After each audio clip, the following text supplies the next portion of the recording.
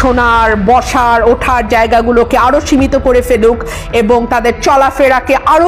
বাংলাদেশের অন্তর্বর্তীকালীন সরকার প্রধান প্রফেসর ডক্টর মোহাম্মদ ইউনূসকে নিয়ে দেশজুড়ে শুরু হয়েছে তুমুল বিতর্ক। সাবেক সংসদ সদস্য এবং আইনজীবী রুমিন ফারহানা সম্প্রতি এক সংবাদ সম্মেলনে ডক্টর ইউনূসকে রক্তচোষা বলে ব্যাখ্যা দিয়েছেন।